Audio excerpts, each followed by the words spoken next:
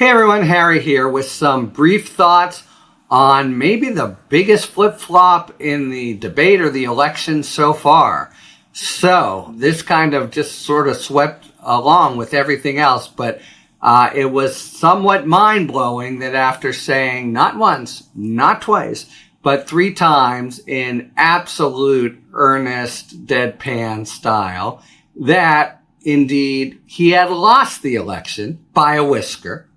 Donald Trump in the debate just reversed field and said he was being sarcastic.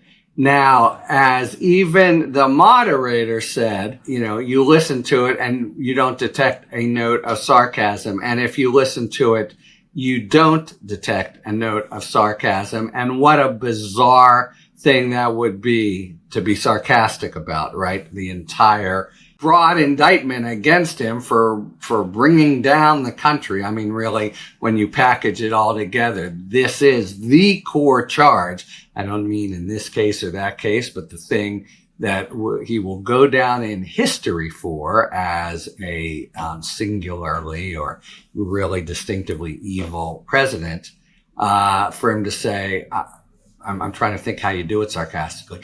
I lost by a whisker. It's just completely untenable. So what's going on with that reversal? So it is true that certain fellow travelers who have been out there on the hustings supporting his completely bullshit claims did complain, right? And say, hey, wait a second here. We've been out there defending you. How can you pull the rug out from under us?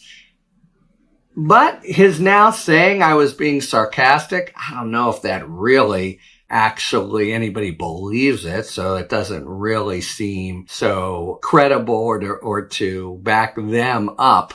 The whole thing just seems like the craziest sort of flip-flop ever. No, never did it. Stolen. Okay, I lost.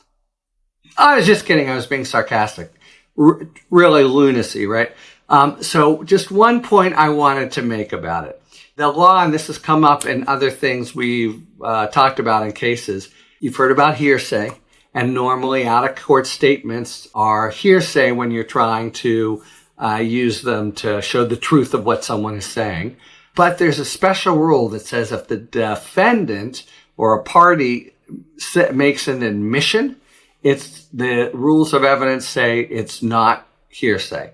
And therefore, when Trump said 3 times, I actually lost the election, that was, and still is, there's only so much this bogus reversal does, a potentially potent piece of evidence in the criminal trials, but also in the civil trials. Remember, this big case brought by people who were injured because of him on January 6th, including Eric Swalwell, a congressman, officers, people who were harmed. It's still ongoing. And they are now going to be able to say, and remember, Trump won't testify, but they're going to now be able to say, he lost.